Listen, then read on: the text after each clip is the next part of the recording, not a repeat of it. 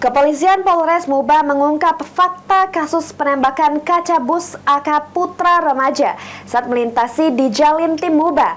Diketahui adalah anak-anak iseng yang berada di Jalintim kilometer 86 dan telah dimintai keterangan. Makanya kami pas ke lokasi, nggak ketemu pecahan kaca itu. Polisi mengungkapkan kasus yang sempat viral adanya penembakan kaca bus AK Putra remaja beberapa waktu lalu hingga heboh di media sosial ternyata terkena lemparan batu.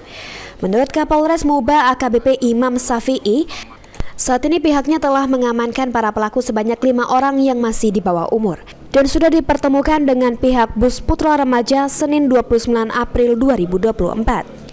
Selain itu juga Imam Kapolres menjelaskan jika motif para pelaku melempar hanyalah iseng dan murni kenakalan remaja tanpa ada maksud apapun. Untuk itu dihimbau kepada warga agar selalu mengawal anak-anaknya saat berada di luar rumah. Untuk sekiranya para orang tua khususnya untuk memberikan pengawasan dan edukasi kepada anak-anak supaya tidak melakukan hal-hal yang melanggar hukum. Khususnya di jalur Jalintim dan tentunya di seluruh warga kita, karena kadang-kadang anak-anak membuat keisengan yang ternyata tanpa disadari hal tersebut adalah sebuah pelanggaran.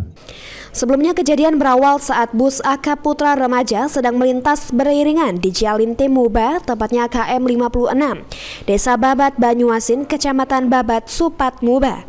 Terhenti karena adanya kaca penumpang yang pecah dari sebelah kiri hingga tembus ke kanan dan membuat panik para penumpangnya hingga viral di media sosial. Ruzi Iskandar, PAL TV.